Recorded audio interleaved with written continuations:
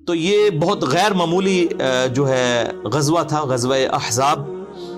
اسی لیے اس غزوے کے بعد اس حوالے سے اللہ تعالیٰ نے اپنی کمنٹری ارشاد فرمائی، وہ سورۃ الاحزاب میں آئی، اور اسی نسبت سے اس کا نام سورۃ الاحزاب ہے. غزوہ بدر کے حوالے سے آپ نے سورۃ الانفال پڑھ کے دیکھ لیں، اور اسی طریقے سے غزوہ تبوک کے حوالے سے سورہ التوبہ پڑھ کے دیکھ لیں، اور یہ غزوہ خندق، غزوہ احزاب کے حوالے سے مسلسل 2 رکوع جو ہیں وہ اسی کے اوپر ہیں، آیت نمبر 19 سے لے کر 27 تک. تو اس کا پس منظر بھی آپ سمجھ لیں کہ غزوہ احد میں مسلمانوں کی جو 3 ہجری کے اندر واضح جو فتح تھی وہ شکست میں بدل گئی، صرف چند لوگوں کے ڈسپلن لوز کرنے کی وجہ سے، اور اس کی وجہ سے تھوڑا سا کافروں کو حوصلہ پیدا ہو گیا. لیکن نبی صلی اللہ علیہ وآلہ وسلم نے فوراً ہی اس کو اوور کم کر لیا، اور غزوہ احد سے جب واپس جا رہے تھے ابو سفیان اور اس کی پارٹی کے لوگ، اس وقت تک وہ مسلمان نہیں ہوئے تھے، تو آپ صلی اللہ علیہ وآلہ وسلم نے اصحاب رسول کو پیچھا کرنے کے لیے بھی بھیجا تاکہ ان کے اوپر ڈیٹرنس قائم رہے. اب اسی دوران جو مدینے میں یہودیوں کے قبائل آباد تھے، بیسیکلی 3 بڑے قبائل تھے یہودیوں کے. ایک تھا بنو قینقاع جو کہ خیبر کے اندر آباد تھا، اور دوسرا بنو نضیر، نون ضاد یا را، اردو میں نزیر بھی کہہ سکتے ہیں. یہ مدینے کے اندر آباد تھا، لیکن یہ آئے دن جو ہے وہ یعنی مسلمانوں کے خلاف سازشیں کرتے رہتے تھے. تو اس کا جو سردار تھا حیی ابن اخطب، یہ وہی ہے جن کی بیٹی ہیں سیدہ صفیہ رضی اللہ تعالی عنہا وسلام اللہ علیہا، جو ام المؤمنین ہے. تو وہ نبی صلی اللہ علیہ وسلم کی بیوی بعد میں بنی. ان کے اوپر بھی میرا پورا کلپ جو کافروں کے اعتراضات ہیں سیدہ صفیہ کے نکاح کے حوالے سے، وہ آپ لکھیں تو میرا یوٹیوب کے اوپر کلپ بھی کھل جائے گا. تو حیی ابن اخطب جو ہے بنو نزیر کا سردار تھا، یہ آئے دن مسلمانوں کو یعنی آپ کہیں کہ کچھ نہ کچھ انگیج کر کے رکھتے تھے، سازشیں کرتے رہتے تھے. تو آپ صلی اللہ علیہ وآلہ وسلم نے ایز اے لاسٹ ریزارٹ ان کو پہلے تو سمجھایا کہ ایک طرف تم نے جو ہے میثاق مدینہ کیا ہوا ہے، اوپر سے جو ہے تم اندر سے ہی مسلمانوں کی جڑیں کاٹ رہے ہو. الٹیمیٹلی آپ صلی اللہ علیہ وآلہ وسلم نے باقی لوگوں سے، باقی قبیلوں سے جو معاہدے تھے ان کے ساتھ ڈسکشن کرنے کے بعد ان کو جو ہے وہ شہر بدر کر دیا، مدینہ شریف سے نکال دیا. اب یہ بھی جا کے خیبر کے یہودیوں کے ساتھ، بنو قینقاع کے ساتھ جا کے آباد ہو گئے. اور تیسرا قبیلہ جو تھا وہ بنو قریظہ تھا، اور وہ مدینے کے اندر ہی آباد تھا. ان کے ساتھ مسلمانوں کا معاہدہ تھا اور وہ اس معاہدے کی پاسداری بھی کیا کرتے تھے. ان کو مدینے سے نہیں نکالا گیا. بنو نزیر کو نکال دیا گیا. بنو قینقاع جو ہے وہ پہلی خیبر میں آباد تھے. ان کی تو شامت پھر آئی نا 7 ہجری کے اندر غزوہ خیبر میں، اور ان کا بھی سارا اللہ تعالیٰ نے مسلمانوں کو فتح بھی دے دی ان کے اوپر. بہرحال یہ جب باہر چلے گئے، انہوں نے باہر سے سازشیں کرنا شروع کر دی.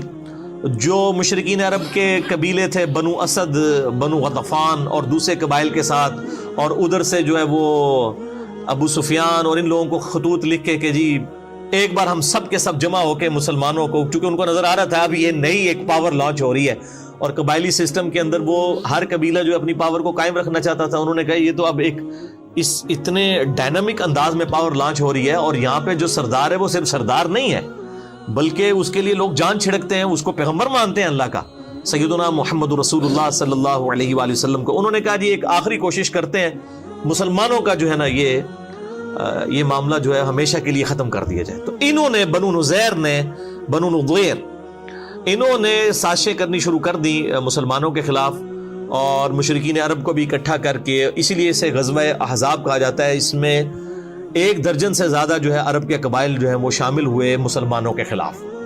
یا معشر قریش، لئن اختلفنا في الدين فإننا نجتمع على عدو واحد محمد واصحابه. اب ظاہر ہے کہ نبی صلی اللہ علیہ وآلہ وسلم ایک صرف ریلیجس لیڈر نہیں تھے، آپ ایک بہت اچھے پولیٹیشین بھی تھے اور ایک بہت اچھے فوجی جرنیل بھی تھے، اور آپ صلی اللہ علیہ وآلہ وسلم سارے معاملات کو پیرلل میں لے کے چل رہے تھے. آپ کو پتہ چل گیا کہ یہ ساری سازشیں کر رہے ہیں. اما غطفان فعاقدناهم على ان يمدونا ب6,000 مقاتل ونعطيهم كل تمر خيبر لسنة واحدة، فقبلوا منا وقد قلنا فقولوا. تو آپ صلی اللہ علیہ وآلہ وسلم نے صحابہ کرام علیہم رضوان سے اوس اور خزرج جو مین قبائل تھے مدینے کے، اوس کے سردار سیدنا سعد ابن معاذ اور خزرج کے سیدنا سعد ابن عبادہ رضی اللہ تعالی عنہما، ان سے مشورہ کیا اور باقی لوگوں سے مشورہ کیا کہ اب ہمیں کیا کرنا چاہیے. بہرحال کنسنسس کے ساتھ سیدنا سلمان فارسی رضی اللہ تعالی عنہ علیہ السلام، جو پرشین امپائر میں سے ہجرت کر کے فارس میں سے یہاں پہ آئے ہوئے تھے، انہوں نے مشورہ دیا کہ ہم وہاں پر جنگوں کے لیے اپنے مخالفین کا راستہ روکنے کے لیے خندق کھودتے ہیں. تو خندق کھود کر مدینہ کا دفاع کیا جائے، مدینے سے باہر نکل کے ان سے نہ لڑا جائے، کیونکہ یہ تعداد میں وہ 10,000 کے قریب تھے، مسلمان تو صرف 3,000 تھے. إنا كنا بأرض فارس إذا تخوفنا الخيل خندقنا عليها فلا تصل إلينا أو ننضحها بالنبل. تو ان 10,000 کا مقابلہ اس طریقے سے کرنا بہت مشکل ہے، اور پھر جغرافیکلی جو ہے وہ آپ سمجھ لیں کہ ان کی لوکیشن ایسی تھی مسلمانوں کی مدینہ شریف کی کہ شمال کی طرف ہی خندق کھودنی پڑی. باقی مسلمانوں کی پشت پہ یعنی جنوب والی سائیڈ کے اوپر اونچے اونچے پہاڑ تھے، اسی طریقے سے لیفٹ سائیڈ کے اوپر بھی جو ہے وہ یعنی مغرب کی طرف بھی چٹیل پہاڑ تھے، وہاں سے کوئی جنگی مہم روانہ نہیں کی جا سکتی تھی. اور اسی طریقے سے جو یعنی مغرب والی سائیڈ پہ، اور جو مشرق والی سائیڈ ہے اس کے اوپر قبائل آباد تھے جن کے ساتھ مسلمانوں کے معاہدے تھے. انہی قبائل میں سے ایک بنو قریظہ بھی تھا.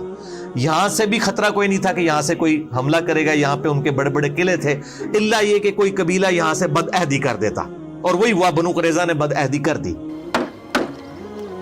ما خبر نمي إلينا أحقا تهمون بنقض عهدكم مع رسول الله؟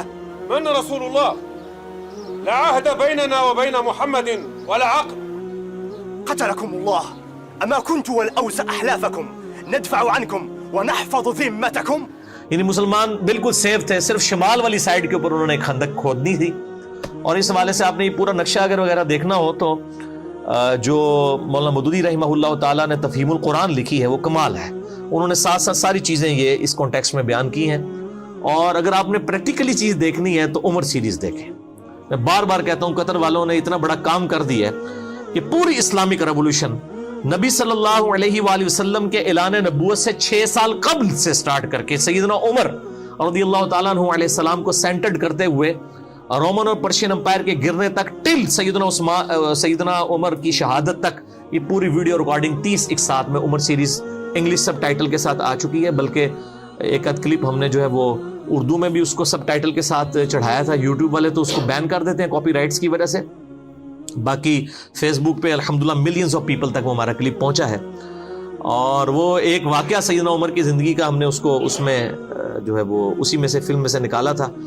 بہت کمال کام کیا. اور اس فلم کے جو کنسلٹنٹ کوئی عام نتھو خیرے لوگ نہیں ہیں، بلکہ انٹرنیشنل لیول پہ جو مسلمانوں کے علماء ہیں، یوسف القرضاوی صاحب مفتی اعظم قطر، 90 سال کے قریب ان کی عمر ہے. مولانا مودودی رحمہ اللہ تعالیٰ کا جنازہ بھی انہوں نے پڑھایا تھا.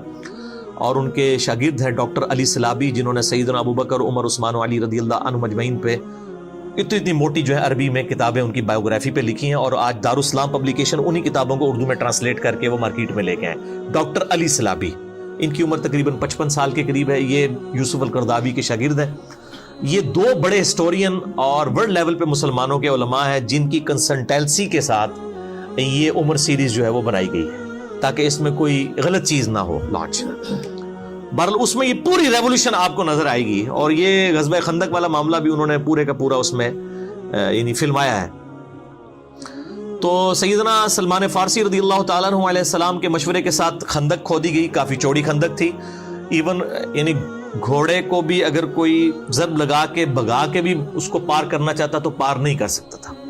اور آج بھی مدینہ شریف میں اس خندق کے کچھ آثار موجود ہیں. جو لوگ یعنی مدینہ شریف کی ہسٹوریکل جگہوں کا وزٹ کرنا چاہتے ہیں، وہ مسجد نبوی کے باہر ٹیکسی ڈرائیورز کھڑے ہوتے ہیں، وہ آپ کو ان جگہوں کے اوپر لے جاتے ہیں. ابھی بھی اس خندق کے کچھ آثار باقی ہیں. اتنے چٹیل پہاڑوں میں اس زمانے کے اندر خندق کا کھودنا یہ بہت مشکل کام تھا. بہرحال مسلمانوں نے الحمدللہ جو ہے وہ تقریباً 12 سے 15 دن لگا کے یہ خندق کھود لی. اور یہ سائڈ بھی، اور عرب کے لوگوں کو پتہ ہی نہیں تھا کہ یعنی مسلمانوں نے مدینہ شریف کا دفاع کس طریقے سے کیا. ان کے تو ذہن و وہم و گمان میں بھی یہ طریقہ موجود نہیں تھا.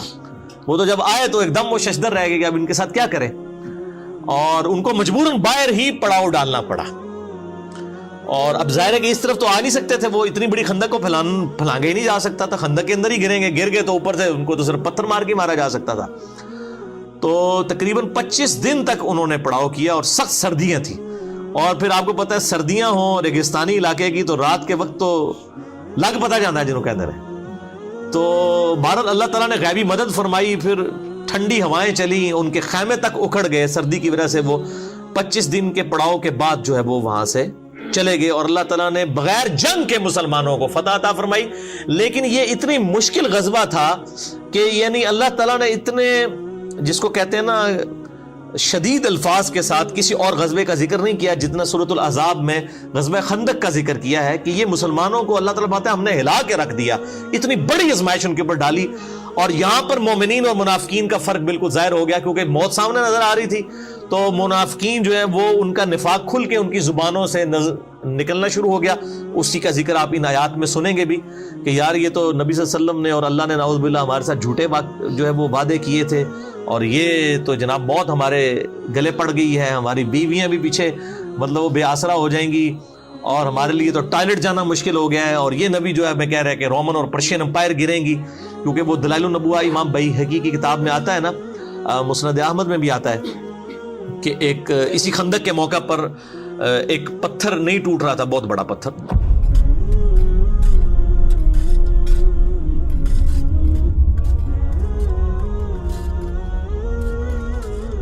غلظت علي هذه الصخرة فلا يبلغ منها هذا المعول.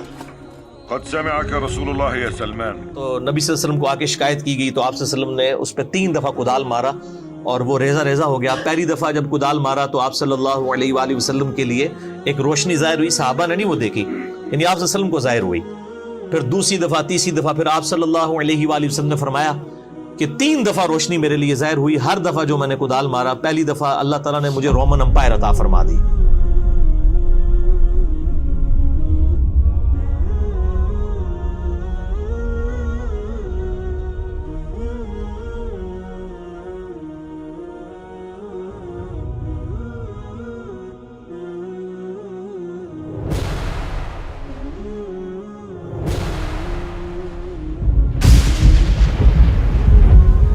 اس کے خزانے جو ہیں وہ اللہ تعالیٰ نے مجھے عطا فرما دیے. دوسری دفعہ مارا فرمایا اللہ نے مجھے پرشیا بھی عطا فرما دیا، دوسری سپر پاور بھی گئی. اور تیسری دفعہ فرمایا اللہ نے مجھے یمن بھی عطا فرما دیا. اور منافقین جو تھے اوپر سے کلمہ گو مذاق اڑا رہے تھے کہ ہم تو ٹائلٹ جانے سے مجبور ہوئے ہیں، اور یہ پیغمبر ان کو کہہ رہا ہے کہ رومن اور پرشین امپائر گرے گی. یہاں تو یہ ان عرب کے قبائل کا مقابلہ نہیں کر پا رہے، تو یہ رومن اور پرشین امپائر کیسے یعنی گرائیں گے؟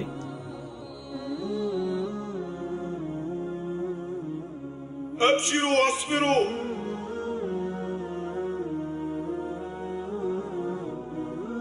فوالله ما يبلغ القوم منا شيئا فإن رسول الله قد ضرب صخرة مستغلظة 3 ضربات لمعت معها 3 برقات وكان يبتسم في كل مرة.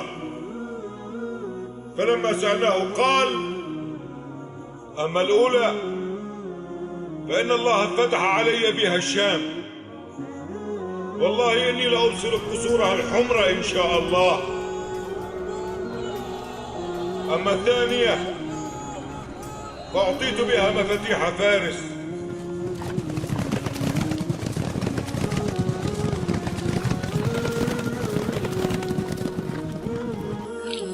أخيرا الحيرة.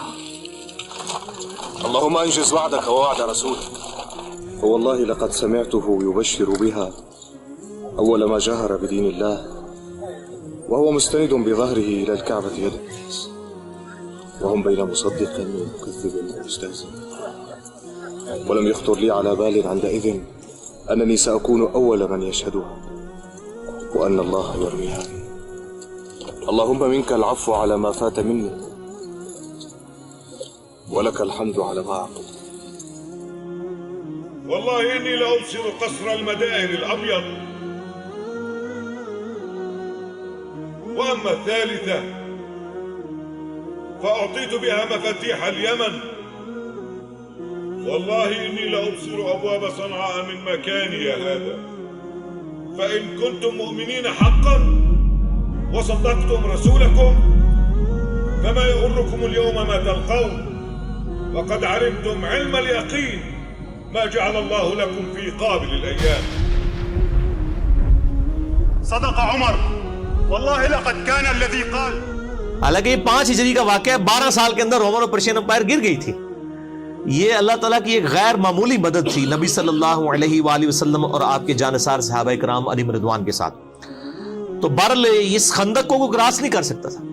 بہرحال ایک شخص تھا عمر ابن عبد ود، یہ عرب کا ایک مشہور جو سمجھ لیں کہ آپ جنگجو انسان تھا. اس کے بارے میں مشہور تھا کہ یہ 100 آدمیوں سے اکیلا لڑ سکتا ہے، اتنی تیز یہ تلوار چلاتا تھا، اور یہ کسی میدان جنگ میں کبھی اس کو مات نہیں ہوئی تھی. جب بھی کسی سے لڑا اس نے اس کو قتل کیا. اور یہ یعنی 90 سال اس وقت اس کی عمر ہو چکی ہوئی تھی. یہ بھی مشرکین عرب کی طرف سے مسلمانوں کے لیے کے خلاف لڑنے کے لیے آیا. اس نے جو ہے وہ اپنے گھوڑے کو جو ہے وہ ایڑی لگائی اور خندق پھلانگ کے دوسری طرف آ گیا. اب آ کے وہ للکار رہے کہ کوئی ہے آ کے میرا مقابلہ کرے. کسی کی جرت نہیں ہوئی کہ وہ شخص کے سامنے آئے، کیونکہ اس شخص کے سامنے آنے کا مطلب موت تھا. 3 دفعہ اس نے للکارا. نبی صلی اللہ علیہ وسلم کے صحابہ میں سے صرف سیدنا علی تھے جنہوں نے 3 دفعہ اٹھ کے اس کا مقابلہ کرنے کے لیے چیلنج کو قبول کیا، لیکن 3 دفعہ نبی صلی اللہ علیہ وسلم نے ان کو ہاتھ سے پکڑ کے بٹھا دیا کہ تم نے نہیں اٹھنا. ظاہر ہے وہ سیدنا علی کی ایک فضیلت باقی لوگوں کے اوپر ظاہر کرنی تھی کہ یہ اتنی دلیری دکھا رہا ہے، اور کوئی شخص نہیں اٹھا. 3 دفعہ سیدنا علی اٹھے، لیکن نبی صلی اللہ علیہ وسلم نے بازو سے پکڑ کے بٹھا دیا. اب سیدنا علی کوئی اپنی بہادری کی وجہ سے نہیں اٹھ رہے تھے، ان کی جو اندر جو ایک پیشن اور ایمان کا لیول تھا نا، وہ یہ تقاضا کرتا تھا کہ ایسی کی تیسی اس کی. تو بہرحال 3 دفعہ بھی جب اس نے کہا تو نبی صلی اللہ علیہ وآلہ وسلم نے سیدنا علی کو یعنی روانہ کیا. اور سیدنا علی کی اس وقت آپ دیکھ لیں عمر کتنی تھی، آلموسٹ 28 سال، 27 یا 28 سال عمر تھی. یہ اس وقت کا واقعہ. من يبارز؟ يا عمرو إنك قد كنت عاهدت الله ألا يدعوك رجل من قريش إلى إحدى خلتين إلا أخذتها منه. أجل. تو اب وہ جب سامنے آیا تو سیدنا علی کے جو والد تھے ابو طالب، ان کے ساتھ اس کی دوستی تھی عمر ابن عبد ود کی. اور اس نے کہا کہ یار تو کیوں میرے ہاتھوں مرنا چاہتا ہے، تو کسی اور کو بھیجو، میں تمہارے ساتھ لڑائی نہیں کروں گا. تو سیدنا علی نے کہا کہ نہیں، میں تیار ہوں، جب تم نے چیلنج کیا ہے تو میں مقابلے کے لیے آ گیا ہوں. تو اس نے کہا کہ میں ہر شخص کو جو ہے نا وہ 3 دفعہ مہلت دیتا ہوں اس حوالے سے کہ وہ اپنی 3 کوئی موت سے پہلے خواہشات کا اظہار کر دے، کیونکہ اس نے مرنا تو ہے میرے ہاتھوں، تو 3 خواہشات کا اظہار کر سکتا ہے، تو میں اس کی 3 خواہشات پوری کر دوں. تو سیدنا علی نے کہا کہ میری پہلی خواہش یہ ہے کہ تو کلمہ پڑھ کے مسلمان ہو جا. فإني أدعوك إلى الله ورسوله وإلى الإسلام. لا حاجة لي بذلك. فإني أدعوك إلى النزال. لما يا ابن أخي؟ فوالله ما أحب أن أقتلك. لكني والله أحب أن أقتلك. ٹھیک ہے، یہ دیکھیں نا تربیت کیا ہوئی ہے. غزوہ خیبر کے موقع پر بھی جب سیدنا علی کو نبی صلی اللہ علیہ وسلم نے بھیجا تو اس وقت بخاری مسلم میں آتا ہے کہ علی پہلے ان کو دعوت دینا، اگر تیری وجہ سے ایک شخص کو بھی ہدایت مل گئی تو تیرے لیے سرخ اونٹوں سے بہتر ہے. تو عمر ابن عبد ود نے کہا کہ نہیں، میں تو ایمان تو نہیں قبول کروں گا. تو دوسرا سیدنا علی نے کہا کہ دوسری میری خواہش یہ ہے کہ تم لوگ واپس چلے جاؤ. کیوں لڑائی کے اوپر آمادہ ہوتے ہو اور اپنے آپ کو بھی مشکل میں ڈالا ہوا ہے، ہمیں بھی مشکل میں ڈالا ہے، واپس چلے جاؤ. تو اس نے کہا ہم تو لڑنے کے لیے آئے، واپس کیوں جائیں. اور تیسری خواہش پھر سیدنا علی نے کہا کہ میرے ساتھ لڑائی کرنے کے لیے تیار ہو جاؤ. یہ تیسری خواہش سیدنا علی نے کی. ٹھیک ہے، تو بہرحال ایک وار کے اندر ہی اس کا کام تمام کر دیا سیدنا علی رضی اللہ تعالیٰ عنہ نے، اور اس کو جہنم واصل کر دیا عمر ابن عبد ود کو. یہ بہت بڑا ایک واقعہ تھا، اور اس کی اتنی ڈیٹرس پڑی مشرکین عرب کے اوپر کہ ان کے پاؤں پھر لڑکھڑا گئے. پھر کسی نے جرت نہیں کی دوبارہ خندق کو کراس کرنے کی، کیونکہ ظاہر ہے جب ان کا سب سے بڑا جرنیل جس کے اوپر ان کو مان تھا تو وہ ایک 27 سال کے لڑکے کے ہاتھوں مارا جاتا ہے. ظاہر ایک ینگ ایج کا بندہ. تو وہ پھر اللہ تعالیٰ کی طرف سے غیبی مدد بھی آ گئی. یعنی موسم کی سردی، پھر خیموں کی وجہ سے اکھڑنا، خیموں کا اکھڑنا، ہواؤں کے چلنے کی وجہ سے یہ سارے کے سارے معاملات ہوئے. اسی دوران اللہ تعالیٰ نے غیبی مدد مسلمانوں کے ساتھ اس حوالے سے کی کہ بنی جو غطفان تھا اس میں سے ایک شخص تھا نعیم بن مسعود رضی اللہ تعالیٰ عنہ علیہ السلام، انہوں نے اسلام قبول کر لیا.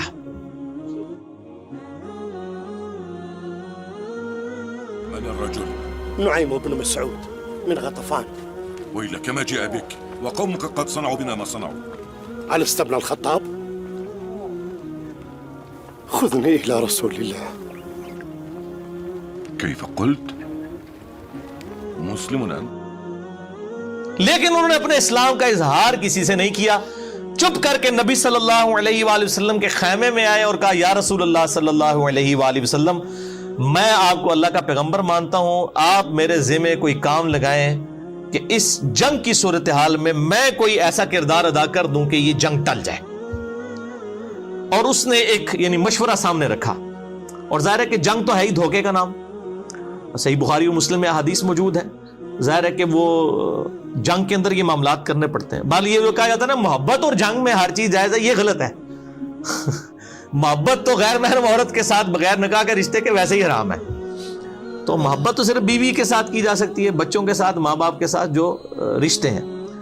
تو جنگ کے اندر البتہ جنگ دھوکے کا نام ہے، اس پہ دھوکہ دیا جا سکتا ہے، لیکن دھوکے میں بھی یعنی کوئی عہد کی خلاف ورزی نہیں کی جا سکتی. وہ مسئلہ نمبر 87 میرا ریکارڈڈ ہے اسلامی ڈیموکریسی کے اوپر اور اسلامی حکومت کو چلانے کے جو 3 بنیادی اصول ہیں اس حوالے سے. تو اب نعیم ابن مسعود رضی اللہ تعالیٰ عنہ نے بال کنسنسس کے ساتھ، ان کا ایک مشورہ تھا، آپ صلی اللہ علیہ وآلہ وسلم نے پسند فرمایا، اور یہ سب کچھ عمر سیریز میں انہوں نے فلمایا ہے اور آپ کو اس زمانے میں پہنچا دیا جی انہوں نے. اور غزوہ خندق میں وہ کس طریقے سے معاملات. بنو قریظہ جو تھے ان کو جو ہے وہ مشرکین عرب نے اور یہودیوں نے مل کے کہا کہ بھئی ہم نے جنگ تو جیتی جانی ہے، تو تم لوگ جو ہے نا ہمارا ساتھ دو اور نبی صلی اللہ علیہ وسلم کے ساتھ بد عہدی کرو، اس طرح سے ہمیں انٹر ہونے دو تاکہ جو ہے وہ ہم ان کو ختم کریں، اس کے بعد مدینے کے حاکم تم بن جاؤ گے. انہوں نے جو ہے وہ بد عہدی کر دی مسلمانوں کے ساتھ. اور ظاہر ہے یہ سیدھی سیدھی مسلمانوں کی موت تھی ان کا بد عہدی کرنا، کیونکہ پھر تو وہاں سے کافر جب انٹر ہو جاتے تو مسلمان اس کے لیے تیار ہی نہیں تھے. یعنی یہ سائیڈ تھی آپ سمجھ لیں مشرق والی، شمال کی طرف خندق کھودی بھی تھی، مشرق کی طرف بنو قریظہ اور باقی قبائل تھے، اور مغرب والی سائیڈ کے اوپر اور پیچھے جنوب اس طرف چٹیل پہاڑ تھے، یہاں سے تو خطرہ نہیں تھا. بنو قریظہ کی بد عہدی جو ہے نبی صلی اللہ علیہ وآلہ وسلم تک خبر پہنچ گئی کہ یہ تو مطلب اندر خانے کچھ کر رہے ہیں. آپ صلی اللہ علیہ وآلہ وسلم نے جو ہے وہ سعد ابن عبادہ کو اور کچھ اور لوگوں کو، ابو عبیدہ ابن جرح کو، ان لوگوں کو بھیجا کہ جا کے یہ یعنی تحقیق کرو. اور پھر آپ نے فرمایا کہ دیکھنا یہ ڈائریکٹلی مجھے ہی آ کے کان میں بتانا، اگر مسلمانوں کو پتہ چلا کہ انہوں نے بد عہدی کی ہے تو شاید ان کے حوصلے پست نہ ہو جائے. تو آپ صلی اللہ علیہ وآلہ وسلم کو انہوں نے اشارتاً آ کے بتا دیا کہ یہ تو انہوں نے بد عہدی کر دی ہے. تو اسی دوران اللہ تعالیٰ نے غیبی مدد کی نعیم ابن مسعود والی رضی اللہ تعالیٰ عنہ. ان کو ابھی لوگوں کو نہیں پتا تھا کہ مسلمان ہو چکے ہیں. انہوں نے کیا کیا، یہ بنو قریظہ کے پاس چلے گئے اور ان کو جا کے کہا کہ دیکھو میں تمہارا بڑا ہمدرد ہوں، تم سے میری پہلے کی دوستی ہے. اب ان کو نہیں پتا یہ مسلمان ہو چکے ہیں، اور دیکھو تم نے یہ جو نبی صلی اللہ علیہ وسلم کے ساتھ یعنی محمد کے ساتھ صلی اللہ علیہ وآلہ وسلم، نبی تو نہیں انہوں نے کہا ہوگا، بد عہدی کی ہے، تو ان تک یہ بات پہنچ چکی ہے. اور یہ دیکھ لینا کہ یہ قریش کے ہیں، الٹیمیٹلی قریشیوں نے قریش کا ہی ساتھ دینا ہے، ابو سفیان وغیرہ نے. جنگ اگر یہ لوگ ختم ہو گئی، جنگ اسٹیبلش نہ ہوئی، یہ واپس چلے گئے، تو پیچھے مسلمانوں نے تمہارا کچومر نکال دینا ہے. تو اس کا حل یہ ہے، اور یہ اندر سے انہوں نے پلان کر لیا ابو سفیان نے اور مسلمانوں نے مل کے اس حوالے سے، یعنی ان کو دل ان کا اس طرف سے انہوں نے کھٹا کیا. تو اس کا حل یہ ہے کہ تم جو ہے وہ مشرکین عرب سے یہ کہو کہ اپنے 8-10 جو سردار ہیں نا وہ ہمارے حوالے کرو رہن کے طور پر. فلا تقاتلوا مع القوم حتى تأخذوا منهم رهنا من أشرافهم يكونون بأيديكم ثقة لكم على أن تقاتلوا معهم محمدا حتى تناجزوه. قد أشرت بالرأي. کیونکہ کل کو تم لوگ تو چلے جاؤ گے, مسلمانوں نے پیچھے ہمارا چومر نکال دینا ہے, کیونکہ ہماری بد عہدی کی خبر پہنچ چکی ہے, اور بد عہدی کے اوپر ظاہر ہے کہ نہیں چھوڑا جائے گا. اس وقت تو قبائل کی سیدھی سیدھی موت تھی, کیونکہ دونوں میں سے ایک کی موت ہو سکتی تھی نا بد عہدی کی وجہ سے. تو انہوں نے مشورہ پسند کیا, اور ادھر اسی نعیم ابن مسعود نے جا کے مشرکین عرب سے کہہ دیا کہ بھائی یہ دھیان رکھنا, تم یہ بنو قریظہ کے لوگ جو ہیں تمہارے سردار, یہ نہ ہو کہ تم سے کوئی مانگ لے. انہوں نے اندر خانے محمد صلی اللہ علیہ وسلم سے پہلے ہی معاہدہ کیا تھا, یہ تمہیں اوپر سے کہہ رہے ہیں ہم عہد کی پاسداری توڑ دیں گے. اندر سے یہ نبی صلی اللہ علیہ وسلم کے ساتھ ملے ہوئے ہیں, اور یہ جو ہے گارنٹی کے طور پہ تم سے 8-10 سردار تمہارے مانگیں گے, تاکہ ان سرداروں کو نبی صلی اللہ علیہ وسلم کے حوالے کر کے اپنے اس عہد کی پاسداری کا یقین دلا دیں کہ ہم نے عہد نہیں توڑا. دونوں طرف انہوں نے ڈیفرنٹ ورژن دیے. بس وہی ہوا جناب, وہ جب پہنچے وہاں پہ سردار مانگنے کے لیے تو وہ انہوں نے کہا لو جی یہ تو گل بالکل صحیح نکلی ہے. انہوں نے کہا تسی سردار لے کے مار چھڑنے ساڑھے سردار, تو ہم نے سردار نہیں دینے. ولسنا مع ذلك بالذين نقاتل معكم محمدا حتى تعطون رهنا من رجالكم يكونون بأيدينا ثقة حتى نناجز محمدا. صدقنا نعيم ولا والله لا ندفع إليهم رجلا واحدا من رجالنا. الآن ثبت لنا صدق نعيم بن مسعود. لا والله لا نقاتل معهم حتى يعطون رهنا. اس کی وجہ سے ان کی آپس میں کنفیوژن ہوئی, اور وہ بنو قریظہ والا معاملہ جو ہے وہ ٹھپ ہو گیا. ان کو پتہ چل گیا کہ یار یہ تو مطلب واقعی تو چلے جائیں گے, پیچھے ہماری شامت آ جائے گی. اور اسی دوران پھر دوسری غیبی مدد آئی, جو سردیوں میں ٹھنڈی ہوائیں چلیں اور ان کے خیمے اکھڑ گئے, اور ظاہر ہے کہ ان کے پاس جو راشن تھا وہ بھی ختم ہونا شروع ہو گیا. بل مسلمان بھی بہت تکلیف سے گزر رہے تھے, ان تکلیف کا ذکر ابھی ان آیات کے اندر آئے گا. تو آپ حیران ہوں گے کہ مسلمانوں کو کس لیول تک آزمایا گیا. بہرحال الٹیمیٹلی اللہ تعالیٰ نے مسلمانوں کو اس حوالے سے سرخرو کیا. اور بخاری اور مسلم میں حدیث آتی ہے, جب وہ واپس چلے گئے تو نبی صلی اللہ علیہ وسلم اپنی زرہ اتارنے لگے تو سیدنا جبرائیل علیہ السلام آ گئے انسانی شکل میں. انہوں نے کہا یا رسول اللہ وہی تو فرشتوں نے اپنی زرہیں نہیں اتاری ہیں, آپ نے کیوں اپنی زرہ اتار دی ہے؟ بنو قریظہ سے بد عہدی کا بدلہ لینا ہے, کیونکہ وہ تو مسلمانوں کو مروانے لگے تھے, یہودیوں کا قبیلہ. تو آپ صلی اللہ علیہ وآلہ وسلم نے فرمایا, بخاری اور مسلم دونوں میں موجود ہے, آپ نے فرمایا کہ اب تم لوگ, آپ نے سیدنا علی کو اور کچھ اور اصحاب کو لشکر دے کر روانہ کیا, اور حکم فرمایا کہ عصر کی نماز نہیں پڑھنی مگر بنو قریظہ میں جا کر. يا معشر المسلمين يا معشر المسلمين إن الله قد أمر نبيه ألا يضع السلاح حتى يسير إلى بني قريظة. من كان سامعا مطيعا فلا يصلين العصر إلا في بني قريظة. اور یہ وہی حدیث ہے جس میں نے پہلے بھی کئی دفعہ بیان کیا کہ صحاب کے 2 گروہ ہو گئے, عصر کی نماز قضا ہو رہی تھی, کچھ لوگوں نے راستے میں پڑھ لی, کچھ لوگوں نے وہاں جا کے مغرب کے وقت میں عصر پڑھی کہ نبی علیہ السلام کا حکم تھا. بیسیکلی تو آپ یہ کہنا چاہ رہے تھے جلدی وہاں پہنچو, لیکن بعد میں آپ صلی اللہ علیہ وآلہ وسلم نے کسی کو کوئی اس پہ قدغن نہیں لگائی. جنہوں نے ظاہری حدیث کے اوپر الفاظ پہ عمل کیا ان کو بھی مطلب ان پہ بھی کوئی گرفت نہیں کی, اور جنہوں نے اس کی تھیم کو فالو کیا کہ راستے میں نماز پڑھ لی اور قضا نہیں ہونے دی, ان کو بھی کچھ نہیں کہا. بہرحال وہاں پر پہنچ گئے. اب بنو قریظہ کے لوگ, اب ظاہر ہے ان کو پتا تھا انہوں نے کیا حرکت کی ہوئی ہے. انہوں نے کہا کہ ہمیں نبی صلی اللہ علیہ وآلہ وسلم کا فیصلہ قبول نہیں ہے, ہمارے ساتھ اگر کوئی ثالثی والا کردار کرنا ہے اس حوالے سے تو سعد ابن معاذ جو اوس کے سردار ہیں, چونکہ وہ مدینے کے رہنے والے تھے, ان کے ساتھ ان کی دوستی بھی تھی زمانے جاہلیت کی. انہوں نے کہا کہ سعد ابن معاذ ہمارے لیے لینیٹ ویو رکھیں گے, حالانکہ وہ نبی صلی اللہ علیہ وآلہ وسلم سے فیصلہ کرواتے تو شاید ساروں کو ہی چھوڑ دیا جاتا, زیادہ زیادہ شہر بدر کر دیا جاتا ان کو. آپ صلی اللہ علیہ وآلہ وسلم کی طبیعت میں شفقت کا پہلو غالب تھا. بالوں نے خود اپنی موت کو آواز دی. سعد ابن معاذ جو تھے ان کو اس دوران گھٹنے میں تیر لگا ہوا تھا, بہرحال وہ اسی حالت میں, اور اسی میں انہوں نے دعا کی تھی کہ اے اللہ اگر آج کے بعد مشرکین عرب مسلمانوں پر چڑھائی نہیں کریں گے تو اے اللہ اسی زخم کو میرے لیے کھول دے اور شہادت کا باعث بنا دے کہ میں نے نبی صلی اللہ علیہ وسلم کا جتنا دفاع کیا اس حوالے سے مشرکین عرب کے خلاف میں نے جو ہے وہ حضور کا ساتھ دیا. اور یہی وہ شخص ہے سعد ابن معاذ جس کی وجہ سے مدینے میں نبی صلی اللہ علیہ وسلم اسٹیبلش ہوئے تھے. دعوت اللہ ان ابقى شيئا من حرب قریش ان يبقيني لها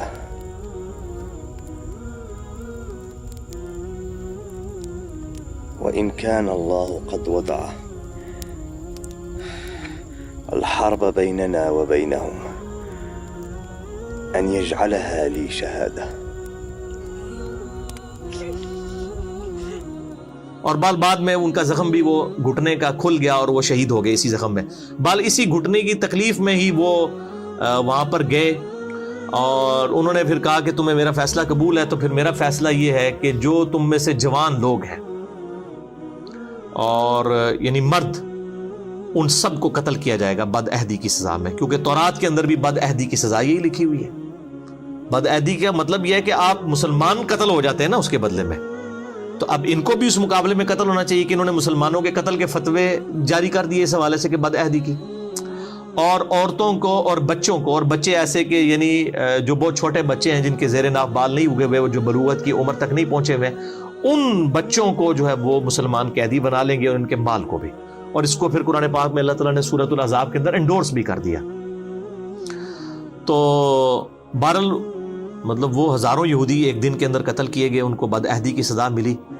اور اس واقعے کو آؤٹ آف کنٹیکسٹ آج کافر جو ہیں وہ مسلمانوں کے خلاف نبی صلی اللہ علیہ وآلہ وسلم کے کریکٹر کے حوالے سے پیش کرتے ہیں کہ جی دیکھیں اتنے یہودیوں کو ایک دن میں قتل کیا گیا، لیکن ایک پوری اس کے پیچھے تھیم ہے.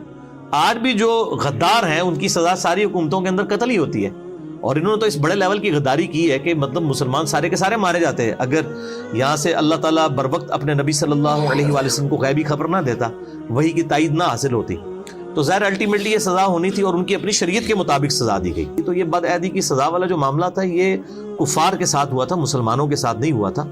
مسلمانوں کے ساتھ جب اس طرح کے معاملات ہوتے ہیں تو نہ ان کی عورتوں کو لونڈیاں بنایا جاتا ہے، نہ ان کے مردوں کو غلام بنایا جاتا ہے.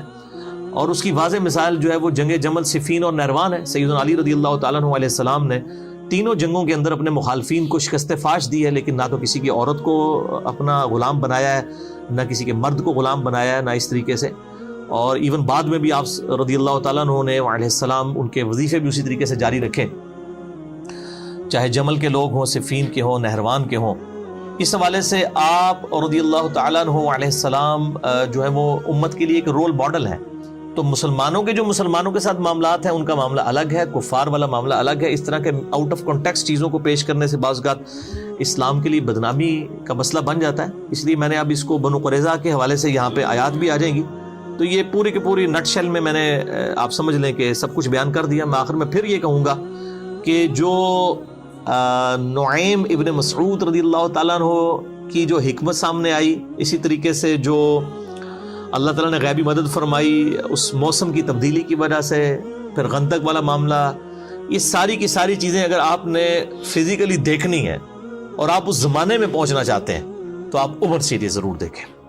اس کے اندر یہ ساری ایون وہ خندق توڑنے والا، پتھر کے توڑنے والا اور رومن اور پرشین امپائر والی جو خوشخبری ہیں وہ والا سین بھی انہوں نے نبی صلی اللہ علیہ وسلم کو تو نہیں دکھایا، انہوں نے باقی اصحاب کو انہوں نے سب کو دکھایا اور کمال وہاں تک پہنچا دیا. جی وہ لگتا ہے کہ انسان وہاں پہ موجود ہے. یہ بہت بڑی خدمت کی ہے. میں کہتا ہوں عرب کے لوگوں میں بجلی بھر دی ہے عمر سیریز نے، اور اس کا جو ٹیسٹ ہے وہ عربی میں ہونا ہے. اسی لیے دیکھیں یوٹیوب نے غائب کر دی عمر سیریز، یوٹیوب کے اوپر سے بین کر دیا اس کو. بہر الحمدللہ وہ مطلب مختلف ویب سائٹس کے اوپر موجود ہے، آپ ڈاؤن لوڈ کر سکتے ہیں انگلش سب ٹائٹل کے ساتھ. ہے تو عربی کے اندر ہے لیکن انگلش سب ٹائٹل کے ساتھ اویلیبل ہے. اب اردو کی ڈبنگ والا معاملہ آپ کو پتہ ہے، انڈیا پاکستان بنگلہ دیش کے علماء جو ہیں ان کی ایک خاص ایک چیزوں کو، یعنی یہ تو پہلی دفعہ آپ کو پتہ اسپیکر آیا تو شیطانی آواز کی اونچ اسپیکر تو تھلے ہی نہیں لیندے. وہ اسی طریقے سے کیمرے کا مسئلہ ہو، تصویروں کا مسئلہ ہو، ان کا آپ ایٹیچیوڈ شروع کا دیکھیں اور بعد میں ان کی کیا حالت ہوتی ہے کہ کیمرے سے نیچے نہیں اترتے. تو انشاءاللہ تعالیٰ یہ معاملات بھی ان کو آہستہ سے سمجھ آئیں گے. ان کو 25-30 سال کے بعد چیزیں سمجھ آتی ہیں. میں نے دیکھا ہے تقریباً اتنا گیپ ہے ان کو چیز سمجھ آنے میں. تو بہرحال اس وقت جو لوگ یعنی کئی مطلب لاکھوں کیا کروڑوں مسلمان ہیں جو رات کو اس وقت تک نہیں سوتے جب تک کہ ہالی ووڈ کی کوئی فل فلم نہ دیکھ لیں، تو ہم ان کو ضرور مشورہ دیں گے کہ آپ عمر سیریز تو دیکھیں. As far as picturisation is concerned کسی بھی ہالی ووڈ کی فلم سے وہ کم فلم نہیں ہے. انہوں نے واقعی اس زمانے میں پہنچا دیا ہے اور ملینز آف ڈالر خرچہ کر کے قطر والوں نے اہل سنت ہیں اور اہل سنت کے علماء کی کنسلٹیشن کے ساتھ ڈاکٹر علی سلابی اور یوسف القرضاوی اور باقی علماء ان کی کنسلٹیشن کے ساتھ یہ ویڈیو بنی ہے. انگلش جس کو آتی ہے وہ سب ٹائٹل کے ساتھ اس کو روک کے دیکھ سکتا ہے، انجوائے کرے گا. آپ عربی بھی آپ کی بڑی امپروو ہوگی، اور عربی بھی انہوں نے وہ قرآنک عربی جو ہے وہ بادیہ نشین عربک والوں کی عربی استعمال کی ہے، وہ آپ کو ٹیسٹ فیل ہوتا ہے، آپ کو لگتا ہے آپ قرآنک عربی سن رہے ہیں. پھر جو ایک عربیوں کا سٹائل ہے، عربی یا پٹھان، ان دونوں میں ایک چیز کامن ہے، یہ آپس میں نارمل گفتگو بھی کر رہے ہو نا تو تیسرے بندوں کو آپس میں لڑتے ہوئے دکھائی دیتے ہیں. یہ ان کا نیچرل سٹائل ہے گفتگو کرنے کا. ابھی آپ عربی دیکھیں نا، بڑا تیز تیز اونچی آواز میں بولنا، حالانکہ وہ نارمل گفتگو کر رہے ہوتے ہیں. اس طرح ہمارے جو کے پی کے جو لوگ ہیں ان کو بھی آپ دیکھیں گے تو انہوں نے وہی کلچر اڈاپٹ کیا ہے. یہ طارق جمیل والا سٹائل نہیں تھا صحابہ کرام علیہم رضوان کا گفتگو کرنے کا آپس میں، عرب سٹائل وہی تھا. آپ دیکھیں سیدنا عمر کا بھی، اور وہ تو سارے مطلب ڈائلاگ جو انہوں نے لکھے ہیں وہ تو حدیث کی کتابوں میں موجود ہے. وَيْحَكَ تیرا ستیہ ناس ہو. یہ یعنی ان کی ایک آپ سمجھے تکیہ کلام ہوا کرتا تھا جب بھی کوئی اس طرح کی چیزیں یعنی رپورٹ ہوئی ہیں. جیسا کہ سیدنا عمر کا انہوں نے دکھایا کہ جب وہ شہادت کے زخم میں تھے تو سیدنا مغیرہ ابن شعبہ نے وہاں پہ مشورہ دے دیا کہ آپ اپنے بیٹے عبداللہ بن عمر کو اپنے بعد خلیفہ نامزد کر دیں. اور یہ مغیرہ ابن شعبہ رضی اللہ تعالیٰ عنہ جنہوں نے حضرت معاویہ کو بھی یزید کو ولی عہد بنانے کا مشورہ دیا تھا، تو اور انہی کے غلام نے سیدنا عمر کو بھی شہید کیا تھا. تو انہوں نے اس زخم میں جب یہ بات کی تو پھر سیدنا عمر نے وَيْحَكَ، ٹھیک ہے تباہ و برباد ہو جا تو، تیری ہلاکت ہو، تو اس طرح کے مشورے مجھے دے رہا ہے. نبی صلی اللہ علیہ وسلم کوئی بادشاہ تو نہیں تھے، وہ تو اللہ کے پیغمبر تھے. أدلك عليه يا أمير المؤمنين، استخلف ولدك عبد الله بن عمر. قاتلك الله، والله ما أردت الله بهذا. لا أرب لنا في أموركم، وما حمدتها فأرغب فيها لأحد من أهل بيتي. تو آپ نے پھر 6 رکنی کمیٹی بنائی جو صحیح بخاری میں آتا ہے، سیدنا علی، عثمان، طلحہ، زبیر، سعد بن ابی وقاص، عبد الرحمن بن عوف رضی اللہ عنہم اجمعین، اور 7واں بندہ عبداللہ بن عمر کو مشورتاً شریک کیا اور کہا کہ اس کو کسی نے خلیفہ نہیں چننا، ان 6 میں سے کسی کو چننا ہے. ولكني جعلتها شورى. في 6 مات رسول الله وهو عنهم راض، عثمان وعلي وطلحة والزبير وعبد الرحمن بن عوف وسعد بن أبي وقاص، فليجتمعوا في بيت أحدهم ويتشاوروا ثم يختاروا منهم رجلا. بہرحال یہ ایک پوری ڈیٹیل، یہ ساری چیزیں جو ہیں وہ عمر سیریز کے اندر انہوں نے فلمائی ہوئی ہیں، جسے شوق ہے تو ضرور دیکھیں. أيما رجل منكم ولي هذا الأمر فليتق الله ولا يحمل قومه على رقاب المسلمين، أوصيه بالمهاجرين الأولين خيرا أن يعرف لهم سابقتهم، وأوصيه بالأنصار خيرا فيقبل من محسنهم ويتجاوز عن مسيئهم، وأوصيه بأهل الأمصار خيرا فإنهم ردء العدو وجبات الفيء،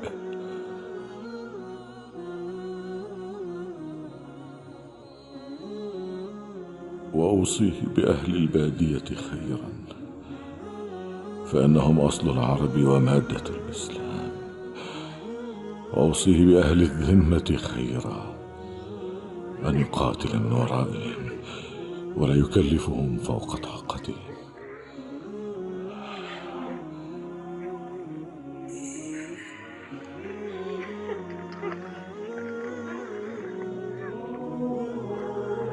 وأناشدكم الله إلا ترحمتم على جماعة المسلمين